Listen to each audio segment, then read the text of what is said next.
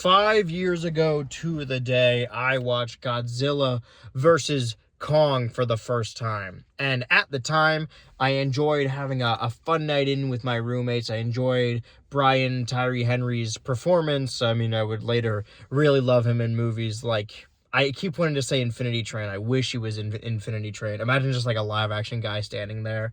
Um, But now it's so boring. And it's interesting. I think I was more disappointed because I hadn't seen Kong of Skull Island, is what it's called, but the 2014 Godzilla.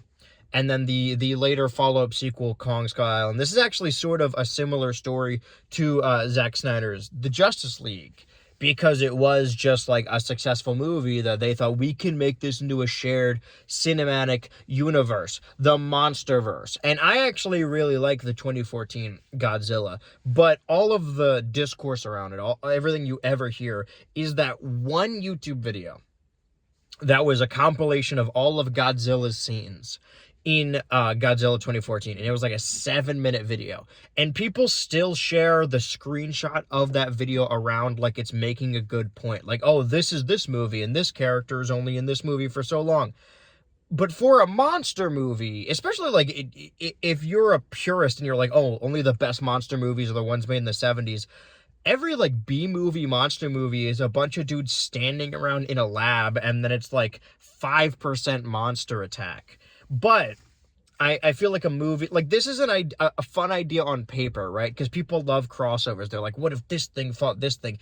And it's a fun conceit for like a death battle video, but a full like nearly 2-hour feature-length movie, what do you do? And you run into the same problem with crossover movies like Freddy versus Jason. For years and years and years, people wanted Freddy Krueger to fight Jason Voorhees. And then you're actually sitting down to write that movie. And what is the movie about? Who is your protagonist? Who is your antagonist? Who are you supposed to be rooting for?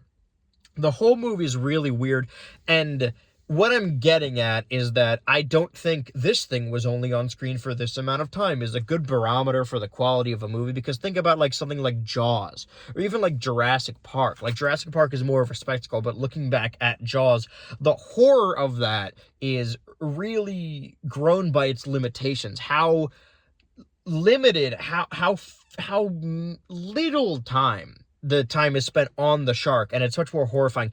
Any monster you can picture in your head is way more horrifying, anything that you can conjure up, than anything that like the studios can actually make as far as a practical effect or a computer generated effect in this scenario.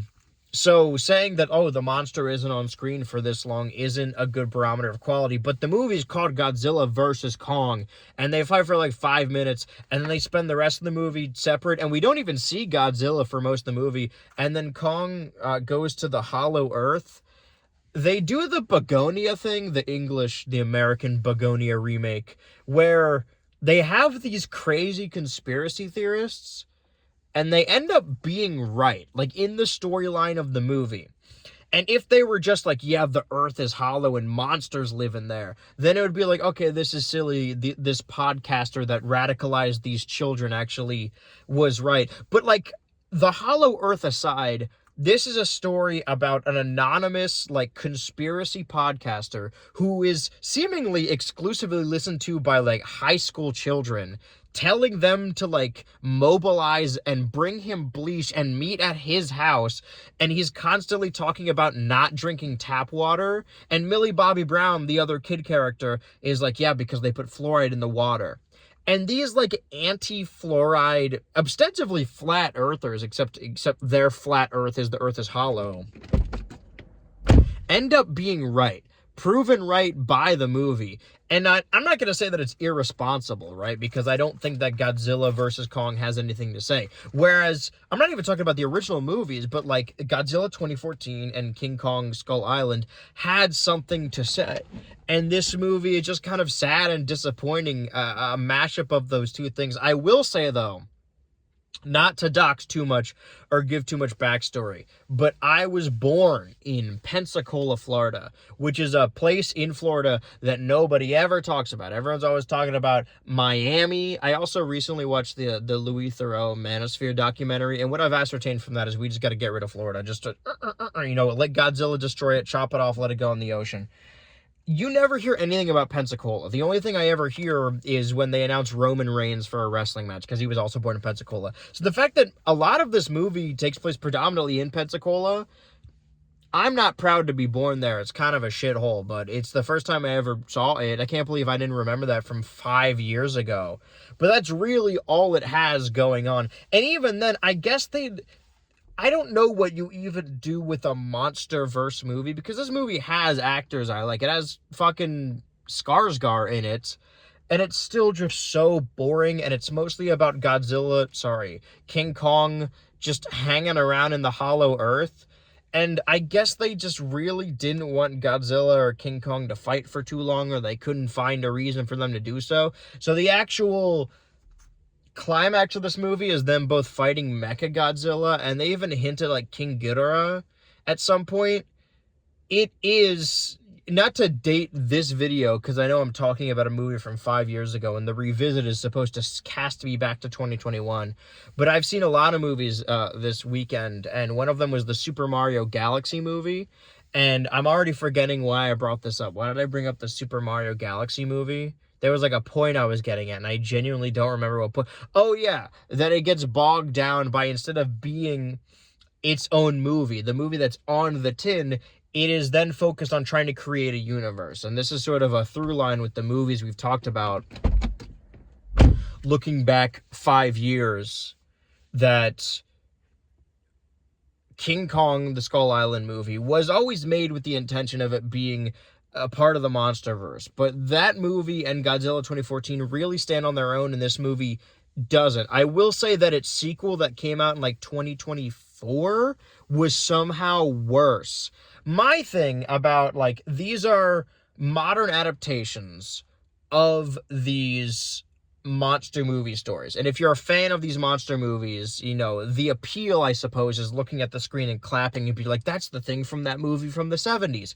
But to me, I find no enjoyment or pleasure from watching two, like, massive CG models just bashing into each other, especially when they're so slow. There's, like, a cool shot in this movie where King Kong's roaring at a jet plane as it flies away, and it's from the perspective of the cockpit. That's, like, the one interesting shot. Everything else is just CG clashing, it's a Blender tutorial.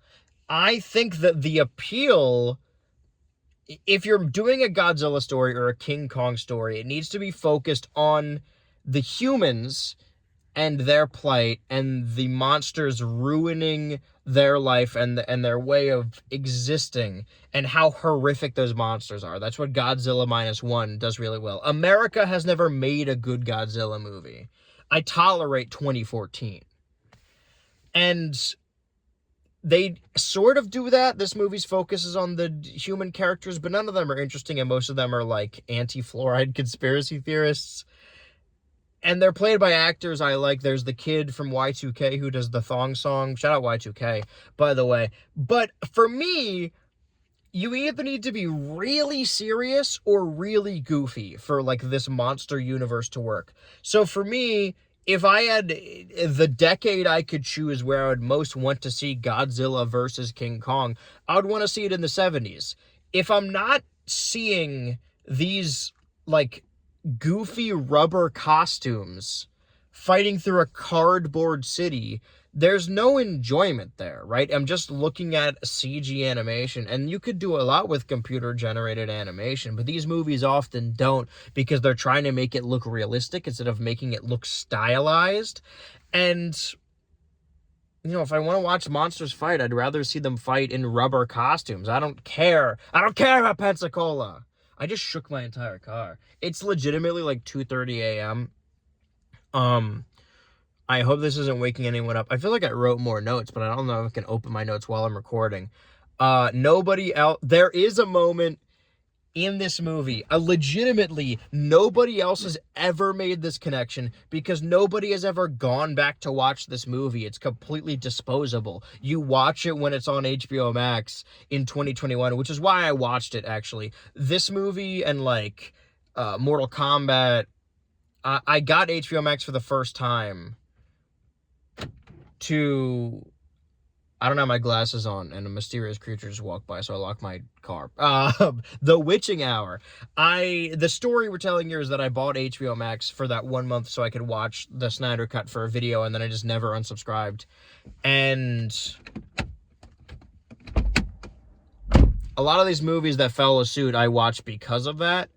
And there is a shot in this movie, like framed exactly the same, where Godzilla is, imagine this frame, Godzilla is screaming at King Kong and King Kong is just sitting there like that, and it looks exactly like that black and white image of the tiger screaming at the monkey and the monkey's going like this. Nobody else in the history of film analysis has ever made that connection because nobody's gone back to watch this fucking movie. I wish I could, these don't require a whole lot of editing, but just picture what I'm picturing right now. You could easily put the text successfully rage baited over that frame. And in all sincerity, the movie successfully rage baited me. And I somehow had more to say about this than Bad Trip, and I think just because it annoyed me, it pissed me off. I'm sure there was something more that I wrote down. I'm gonna, like, end this recording and then look at my notes and be like, oh, I should have said this, right? But honestly, I'm just gonna go to bed. If I'm gonna talk about me a little bit, I released my April Fool's video, my sequelitis video, and I've been getting a number of comments that want more in that style. One saying that, like, oh, I really like this, like, shorter 20-minute video with these animations that fits your comedy style. And other videos being like, oh, I hope we get more short videos like this in between the longer videos. But the thing about that is that the sequelitis video being shorter, that's not a shorter video in between videos. That video took 2 months to put together and a whole month to animate.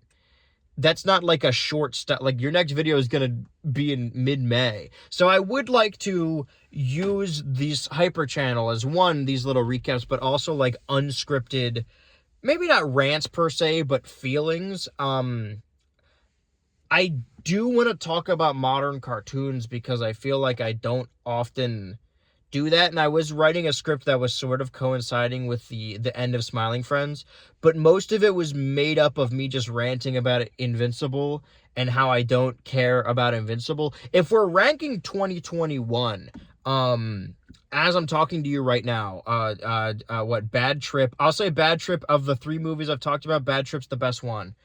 And this is probably it's worse than the Snyder Cut, maybe.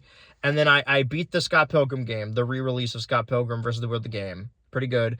And then I just, not speed ran, but I had one specific stream where I just played Bowser's Fury from front to end. And Bowser's Fury is the best game of 2021, of all the things I've done so far.